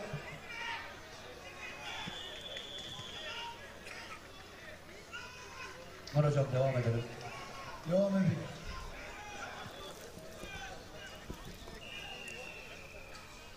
Evet baş pehlivanlar dizildi değerli güreş severler. Güreş severler, kıymetli konuklarım. Sağlık görevlisi Er Meydanı'na müdahale edelim. Kıymetli konuklar, baş pehlivanlarımız yarı final müsabakalarını... Haydi bakalım sözü Şu anda cazgırlarımıza bırakıyoruz. Er Meydanı'nda resim gibi dizildiler. Baş pehlivanlarımıza şimdi moral alkışı istiyoruz. Antalya'mıza atasporumuz yağlı güreşe ve Türk güreşine sözde değil özde sahip çıkan Antalya Büyükşehir Belediye Başkanımız Sayın Muhittin Böcek adına güreşiyor. Yine bu burada Veli Demir Otomotiv, Veli Demir Filoları Yönetim Kurulu Başkanı.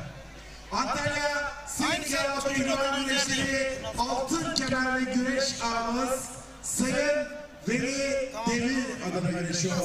Cumhuriyetimizin kuruluşunun 100. yıl baş pehlivanı. Türkiye Cumhuriyeti baş pehlivanı Yusuf Can Zeybek. Antalya Kepez Duran. 11-12 Mayıs tarihlerinde tüm güreş sever halkımızı Manavgat Ilıca Er Meydanı'na davet eden Sivri Enerji Türkiye Yağlı Güreş Ligi Kumluca Manavgat Yağlı Pehlivan Güreşleri Tertip Komite Başkanımız, aynı zamanda Manavgat Belediye Başkanımız Doktor Sayın Niyazi Nefi Kara adına güreşiyor. Yine bugün burada Antalya kemerinde faaliyet gösteren Çetin İnşaat, Çetin Gayrimenkul, Çetin Turizm, Limited Şirketleri Yönetim Kurulu Başkanı, Genç İş İnsanı Sayın Çetin Kal adına güreşiyor. 2014'te tarih yapılan baş pehlivanı Fatih Atlı Samsun Lavik. Antalya Büyükşehir Belediye Başkanımız Sayın Muhittin Böcek adına güreş yapıyor. Yine bugün burada Antalya döşeme altında faaliyet gösteren Aydın Balık Ağları'nın sahibi ünlü iş adamı Sayın Aydın İnce adına güreş yapıyor. Cengiz Han Şimşek, Antalya Serik. Antalya Muratpaşa Belediye Başkanımız Sayın Avukat Ümit Uysal adına güreş yapıyor. Yine bugün burada Finike'de faaliyet gösteren Erdoğan İnşaatları sahibi ünlü iş adamı Sayın Emre Erdoğan adına güreş yapıyor. Enes Doğan, Antalya Elmalı Yuva. Baş pehlivanlık yarı final müsabakasını yönetecek olan hakemlerimiz, tarihi Kırkpınar Meydan hakemlerimizden, Antalya bölgesi hakemlerimizden Adil Dede hocam yönetecektir. Arz ederim. Diğer yarı final müsabakasını Antalya bölgesi hakemlerimizden, tarihi Kırkpınar Meydan hakemlerimizden Özcan Özdemir hocam yönetecektir. Arz ederim.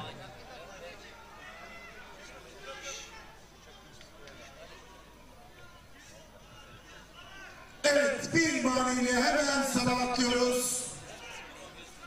Ve 300 binara yapıyoruz, 300 binara. Hazır mıyız? 300 binaradan ezan sesleri midir gelen? 40 davulun sesi midir? Yoksa Toros Kaplanı Cengiz Erdoğan mıdır elinden? Kumlucular meydanı kaynıyor. Antalyalı Recep Gürbüz müdür gelen? Hey! Bilirsin yiğit, uyuyor musun? Kumlucular meydanında kıran kırana güreşler var. Duymuyor musun?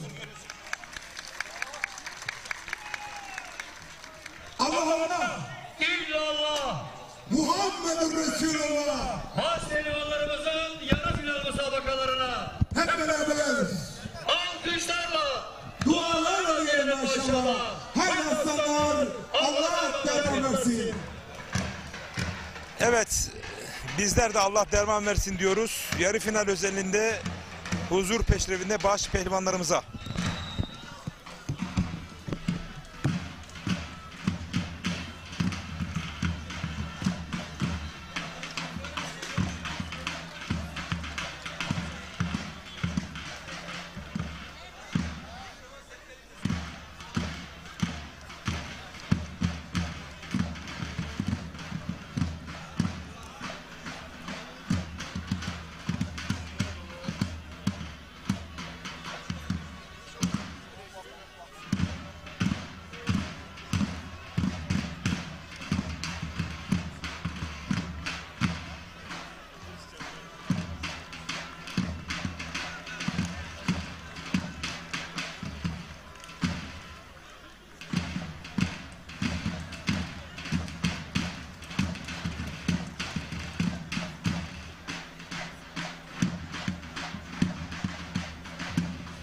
Deste küçük, deste büyük boy pehlivanları çok acele salavatlanmak üzere her meydandaki yerlerinize varız.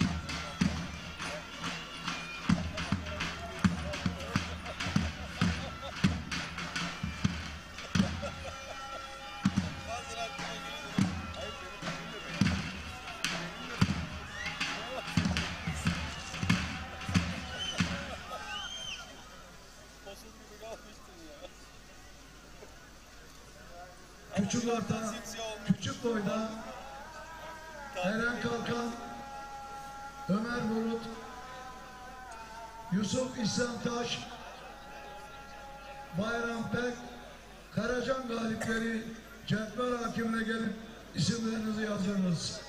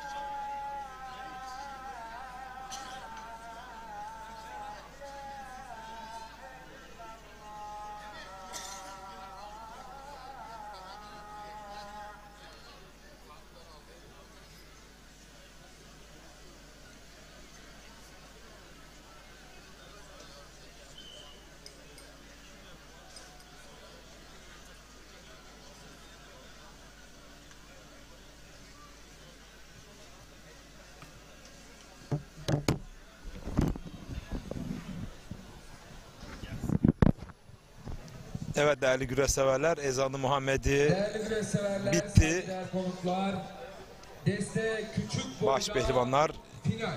yarı final müsabakası için çayıra çıkacaklar tekrar. Spor Kulübü adına güreş yapıyor. Bugün burada Antalya'da faaliyet gösteren Şen Ortaklar Yönetim Kurulu Başkanı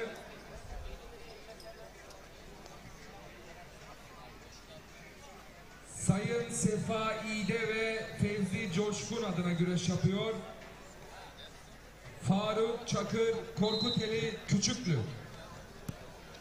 Evet, Fatih Atlı Yusuf Can Zeybek Balıkesir mücadelesi Büyükşehir başladı. Başkanı Sayın Ahmet Akın adına güreş yapıyor. Bugün burada Balıkesir Ayşe Bacılı Sayın Süleyman Bozdemir adına güreş yapıyor. Necip Bülbül, Balıkesir Balıklı Köyü.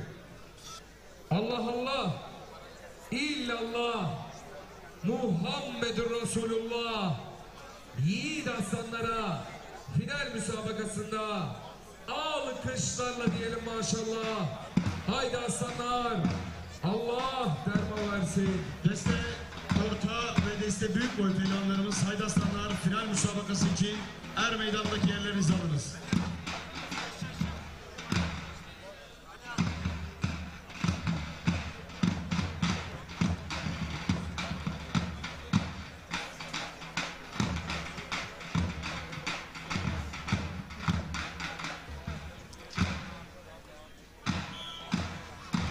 Şu anda yarı finaldeyiz değerli güreşseverler. Bu mücadeleler sonrasında finaller başlayacak. Küçük orta, büyük orta, başaltı ve nihayetinde baş pehlivanların. Deste büyük boyda final. Gülümseyin, Bursa'dasınız diyen Bursa Büyükşehir Belediye Başkanımız Sayın Mustafa Boz Bey adına güreş yapıyor. Onur Keskin, Samsun Alaçam. Ve yine Gülümseyin, Bursa'dasınız diyen Bursa Büyükşehir Belediye Başkanımız Fatih Atlı Yusuf Can Zeybek yarı finali. Diğer tarafta da Cengizhan Şimşek ve Enes Doğan birazdan başlayacaklar. Bursa final müsabakasını Antalya Kumluca bölgesi hakemlerimizden Musa. Bu arada Kabul Baba Tertip Komitesi olarak değerli Başkan Hüseyin,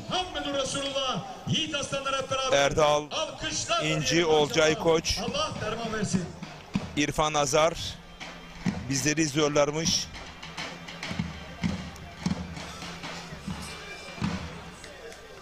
İnşallah 17 Haziran Pazartesi günü Bursa Kabul Baba Er Meydanı'nda olacağız. Cengizhan Şimşek orada olacak değerli güreşseverler. Özgür Aslan. Daha çok sürprizler var da Acele salavatlamak üzere. o müjdeyi verelim. Her meydandaki birinizi alınız.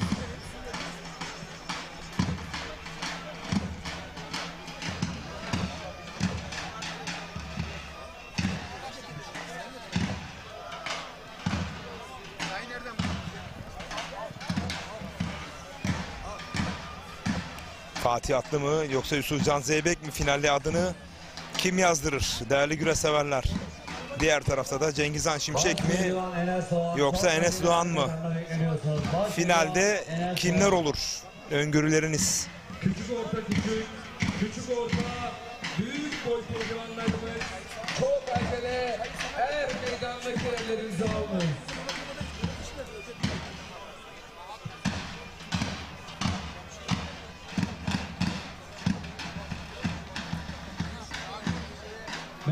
Yusuf Can Zeybek'in atakları söz konusu.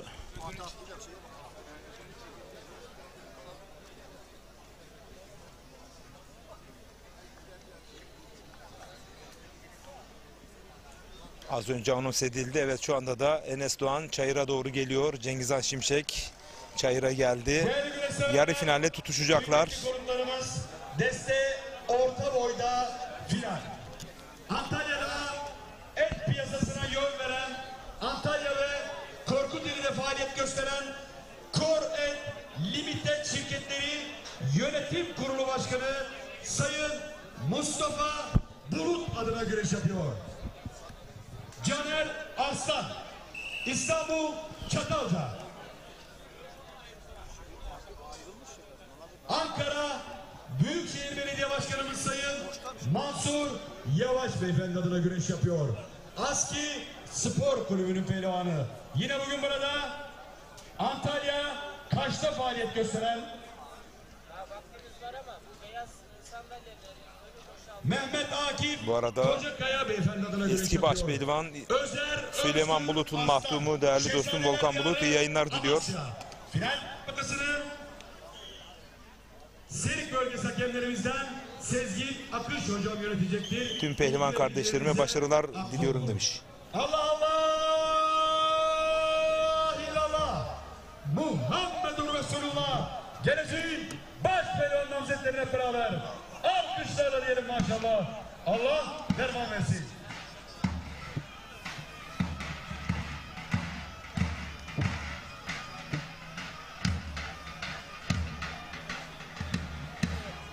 Deste büyük boy pehlivanlarımız madalya seremonisi için kürsüye geliniz.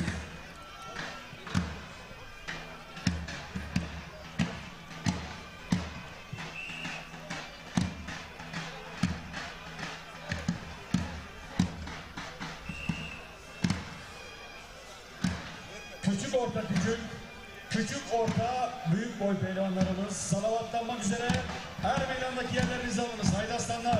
Küçük orta küçük orta büyük orta pehlivanlarımız salavatlanmak üzere her meydandaki yerlerinizi alınız.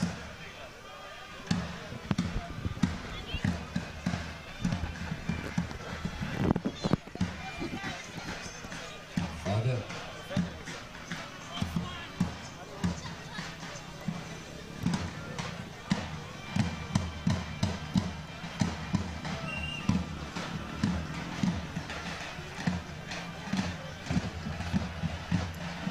Evet, boylarında dereceye giren pehlivanlar kürsüye. Yazdır Osman yanına. Gelin hocam.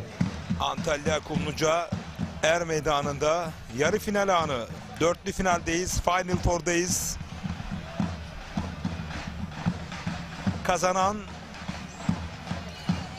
finale çıkacak.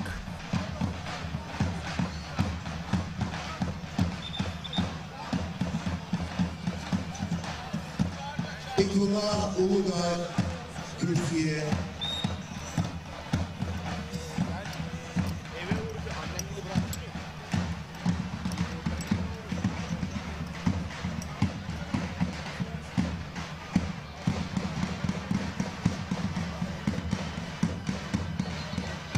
Evet, deste küçük boy.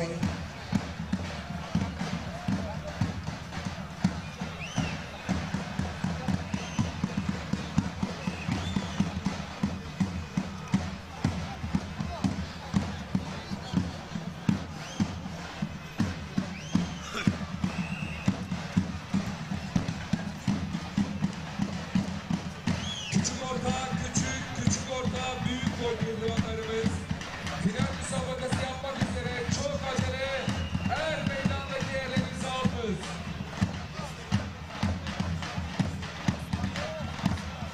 Evet, deste büyük boydan Adana töreni 3. Çok acele kule seviyesine geliriz. Ankara Aski Spor Kulübü'nün pehlivanı. Ankara Büyükşehir Belediye Başkanımız Sayın Mansur Yavaş'ın pehlivanı. Yine bugün burada Sedat Kuyumculuğun pehlivanı. Sedat Uludağ pehlivanı. Beytullah Uludağ Zonguldak Alaplı 3. Yine 3. Ömer Bulut çok aceler meydanda. Edirne Trakya Beylik Spor Kulübü'nün pehlivanı. Alperen Düzenci. Tokat Orman Beyliği 3. 2. Bursa Büyükşehir Belediye Başkanımız Sayın Mustafa Bozbey pehlivanı. Onur Keskin Samsun Alaçam 2. 1. Mikail Bilen. Bursa Büyükşehir Belediye Başkanımız Sayın Mustafa Bozbey pehlivanı 1. Pehlivan Ömer Bulut çok aceler Deste meydanda. büyük boy pehlivanlarımızı madalyalarını takdim etmek üzere Türkiye Geleneksel Güreşler Federasyonu Genel Sekreterimiz Sayın Mahir Irmak. Türkiye Geleneksel Güreşler Federasyonu Yönetim Kurulu üyemiz Sayın İsmail Can Varol. Zeybek Kumluca Belediye Spor atakları Kulübü söz konusu. Başkanımız Fatih Atlı'ya Namıyla Faruk Pırış. Asnak güreşini Sayın benimsiyor. Mustafa Öztürk'ün Kumluca Müftü Vekilimiz Sayın Mehmet Emin Emre'yi her meydana davetimi arz ediyorum.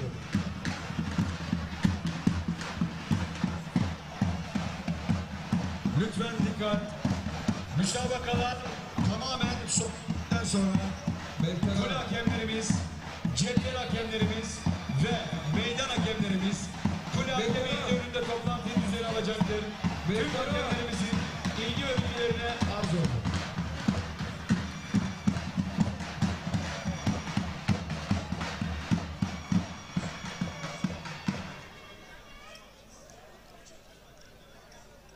Cengizhan Şimşek Enes Doğan'ı bastırdı, sağdan yaydırdı.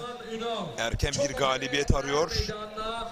Küçük orta, küçük boy pehlivanı Ömer Bulut çok acele er meydanına. Yusuf Can Zeybek de sol eli kasnakta, Salih Paşa'da. O da er meydanına. erken bir galibiyet mi kovalıyor? Fatih Atlı gibi tecrübeli bir baş pehlivan üzerinde. Bakalım Cengizhan Şimşek bir paça kazık Türkiye Geleneksel Güreşler Federasyonu Yönetim Kurulu deneyip sonuca gitmek isteyecek mi? Kumluca Belediye Spor Kulübü Müdür Başkanımız Sayın Mustafa Öztürk'e ve Müftü Vekili Sayın Mehmet Emin Emre'ye teşekkür ediyor. Pehlivanlarımızın başarılarını devam ediyoruz. Evet, paça kazık arayışı içerisinde bir anda toparlandı Enes Doğan. Cengizhan Şimşek'te bir sakatlık söz konusu. Paça kazık yaparken bir anda dengesini kaybetti. Bu arada Bursa Kabulbaba'da 17 Haziran'da Cengizhan Şimşek başta olmak üzere Hüseyin Gümüşalan, Ertuğrul Dağdeviren, Fatih Atlı, Serhat Gökmen, Yalçın Öncü, Mustafa Doğan Özkaya, Serdar Yıldırım gibi nice baş pehlivanları anlaşmaları yapıldığı müjdesini veriyor. Değerli güreş severler, saygıdeğer konuklar, 25. Olcay, Kumluca Hüseyin Tokat, Olcay Bey, küçük boyda Mustafa Aydoğdu, Kabulbaba'da birçok Sayın star isim güreşecek. Erhan Güzel'in pehlivanı. Bugün Evet. burada Cengizhan Şimşek toparlandı. Fortis Tarımları Yönetim Kurulu Başkanımız Sayın Süleyman Alkan adına güreş yapıyor. Yusuf İslam Taş, İstanbul. Balıkesir Büyükşehir Belediye Başkanımız Sayın Sol eli kasnakta toparlandı. Toparlandı bir anda. Eğer sol eli kasnağa, sağ eli paçaya atsaydı Cengizhan Şimşek patlayıcı bir güçle Osman Kan'a yaptığı gibi yapabilirdi. Kocaeli Körfez'den Ceyhun Atik iyi yayınlar diliyor. Bakın işte bunu kastetmiştim ben. Bir kez daha sakatlandı. Kasığın üzerine doğru Cengizhan Şimşek açıldı. Umarız bir sakatlığı yoktur. İşte sezon başında İzmit Belediye Başkanımız arka adelesini tutuyor. Avukat Fatma Kaplan Hürriyet adına güreş yapıyor. Kocaeli İzmit. Gölcük Belediye Başkanımız Sayın Ali Yıldırım Sezer'in pehlivanı. Bugün burada Gölcük güreşleri güreş ağamız Sayın Mehmet Özbek adına güreş yapıyor. Enes Özbek Gölcük. Küçük orta büyük boyun final müsabakasını Antalya bölgesi hakemlerimizden Mustafa Bakalım Cengizhan Şimşek arz olunur. tekrar güreş yapabilecek mi? Ne olursan ol, yine gel diyen Hazreti Mevlana'yız biz. Cüssesine rağmen kıran kırana güreşler yapan Recep Gürbüz'üz biz. Manileriyle tüm tribünleri ayağa kaldıran Pele Mehmet'iz biz. Ben sporcunun zeki, çevik, aynı zamanda ahlaklısını severim diyen Mustafa Kemal Atatürk'üz biz. Türkoğlu Türk'üz biz. Allah'ıma illallah.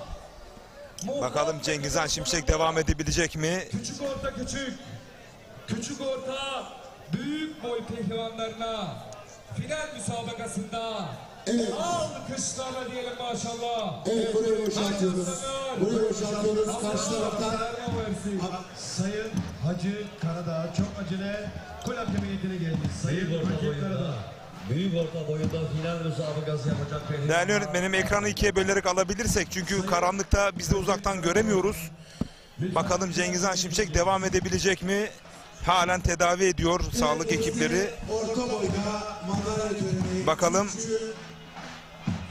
Sanırım yapamayacak mı? Gökçe. Devam edecek mi? Özgür Oto. Sanki kararsız gibi yerde. Evet, devam ediyor. Özgür Oto'nun sahibi iş adamı Özgür Belge'nin pehlivanı 3. Yine 3. Sağdaki güreşi, evet. Evet, bu güreşte, evet. Erhan Güzel'in pehlivanı Serkan Tarım Samsun. Evet, Yankazı Genpaça'da Enes Doğan künde arayışı içerisinde bir kılçık Enes Doğan'dan Cengizhan Şimşek'e ve Enes Doğan ilk finalist olarak adını yazdırıyor. Kumluca Er Meydanı'nda sakatlık yaşayan Cengizhan Şimşek buraya kadar dedi.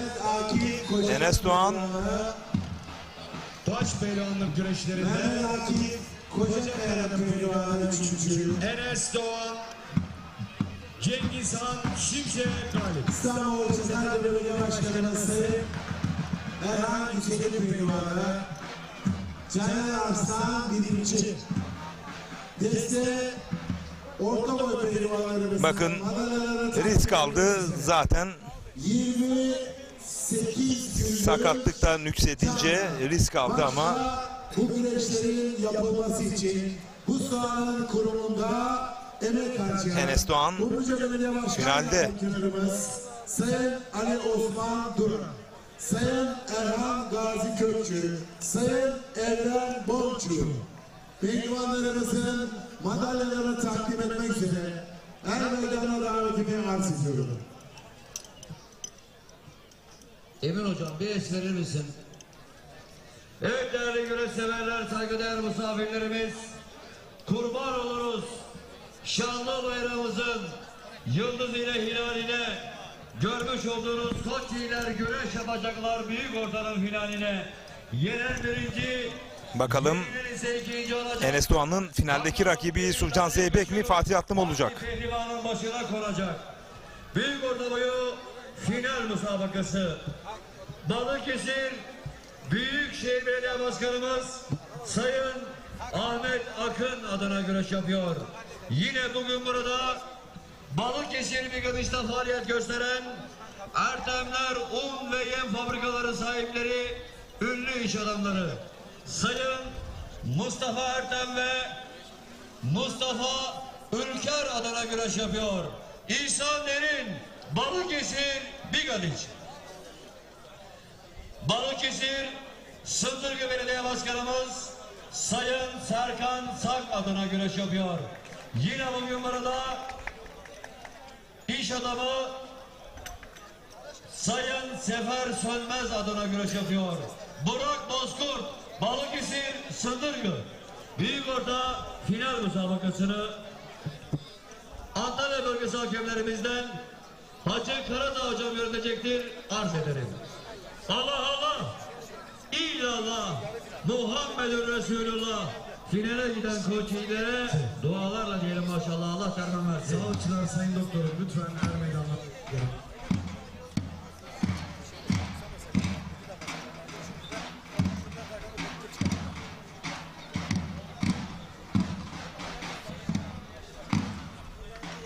Evet, desteği küçük boyda madalya töreni 3. Evet, puanlama anı geldi. Belediye Başkanımız Avukat Sayın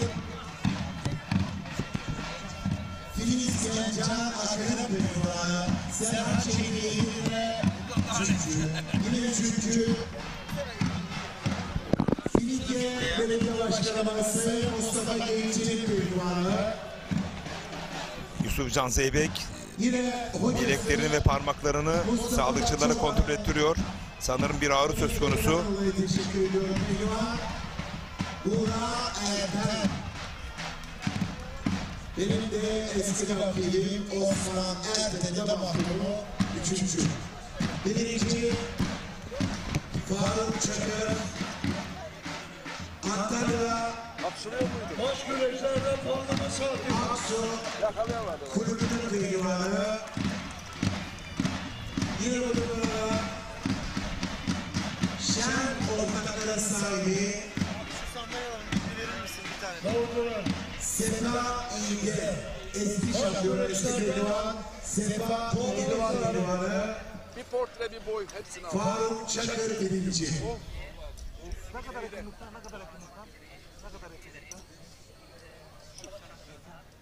Hayır. Buradan. Boy alıyorum.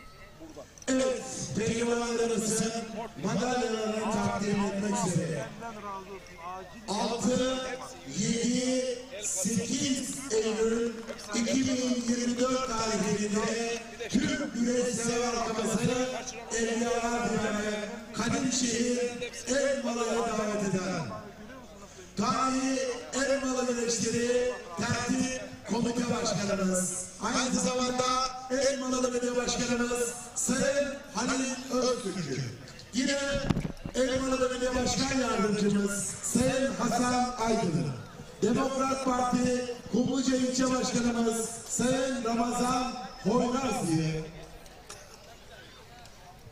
ve yine eski pehlivanımız iş adamı Sayın Sefa İğde'yi pehlivanlarımızın madalyalarını takdim etmek üzere her meydana davetimi arz ediyorum.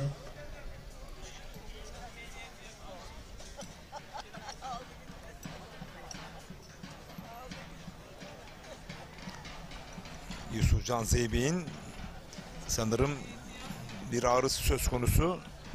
Sağlıkçılara kontrol ettiriyor.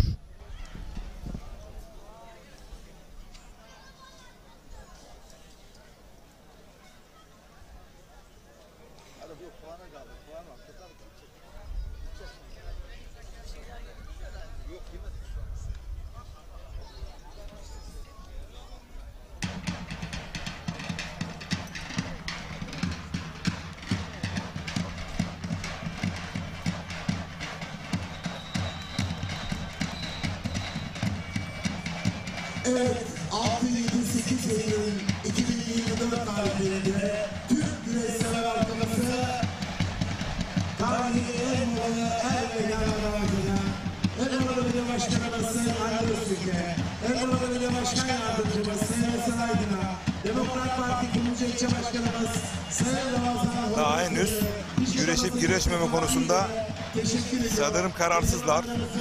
Başarılarına devam ediyoruz.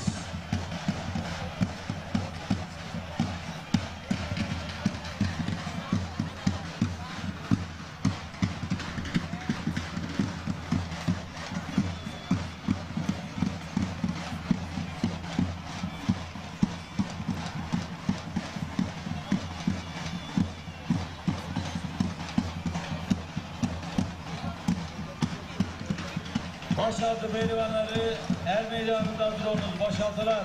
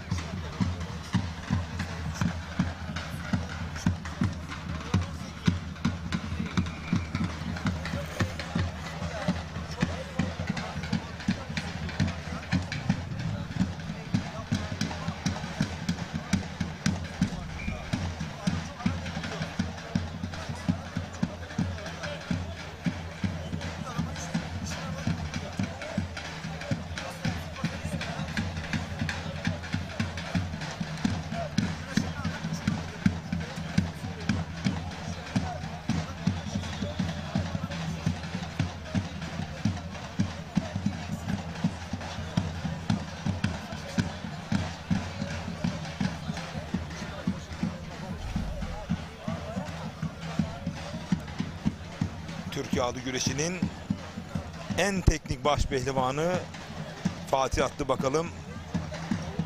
Enes Doğan'ın finaldeki rakibi mi olacak yoksa son Türkiye Cumhuriyeti baş pehlivanı Yusufcan Zeybek mi?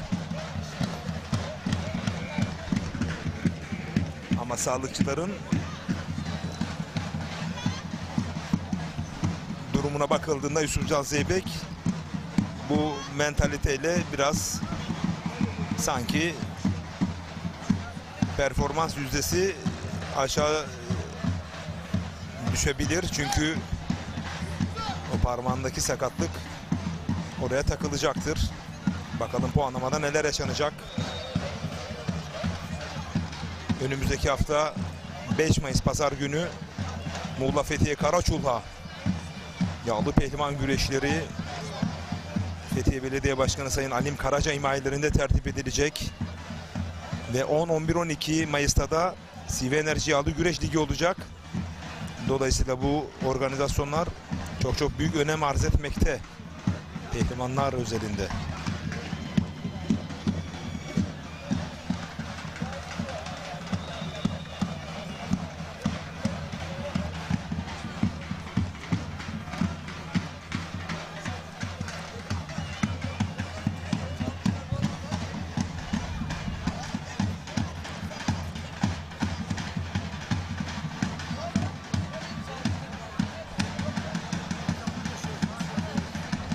Bakın konsantrasyonu tamamen dağılıyor.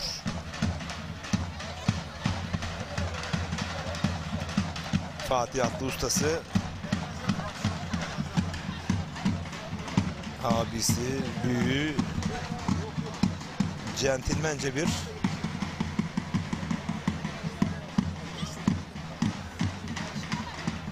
yaklaşım gösteriyor.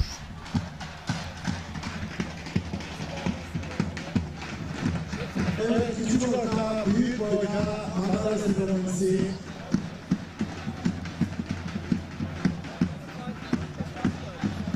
Küçük orta, büyük boyda dereceye giren pehlivanlar. Kürsülerini sıralaması lütfen.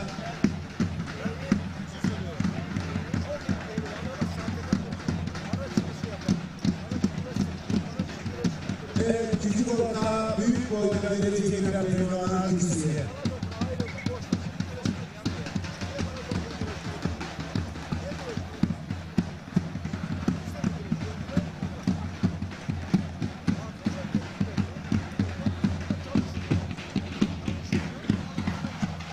Paçaya uzandı. Bir anda koltuk altından işte bahsetmiş olduğumuz Fatih Atlı farkı.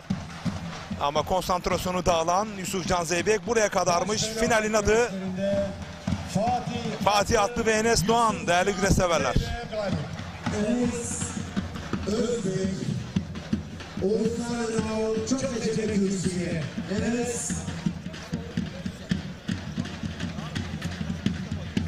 Evet, pehlivan Enes Özbek. Evet, küçük orta, büyük boyda madalya töreni 3. Balıkesir Büyükşehir Belediye Başkanı Sayın Ahmet Akın adına görüşüyor. İşte Cengiz Han Şimşek günde atarken bir anda Enes Doğan kılçık oyunuyla karşılık vermişti. Yine Adını finale yazdırmıştı. büyük boy üçüncüsü Fatih Atlı da Belediye Başkanı Sayın sol paçasına uzandığında oradan koltuk altılığıyla bastırdı. İşte bakın sağ eliyle sol paçasına uzandı. Oradan bir koltuk altı. Başaltı pehlivanlar er meydanına başlıyorlar. Bakın paçaya uzandı bir koltuk altı. Kaya'nın mahkumu Emre Berke Kaya 3.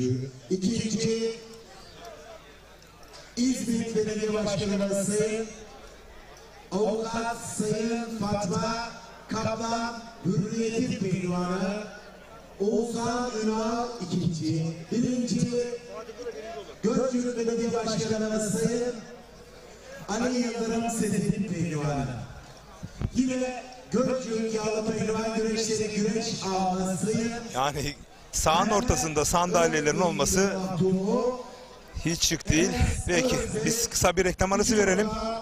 Daha sonra baş pehlivanlık finaliyle karşınızda olacağız. Ekin Türk TV ekranlarından. Bir yere ayrılmayın.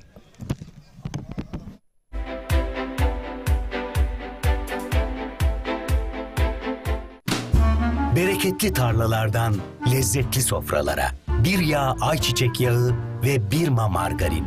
Türkiye'nin en büyük ayçiçek yağı üreticisi Trakya Birlik'ten. Kubo'yu bilir misiniz? Ne dedi ki bu? Dedim Kubo. Ne ki bu Kubo? Boya bu Kubo. Nasıl bu Kubo? Kubo bu moda. İyi mi Kubo? Dokun Kubo. Ne yapar Kubo? Yeniler Kubo. Bu da mı Kubo?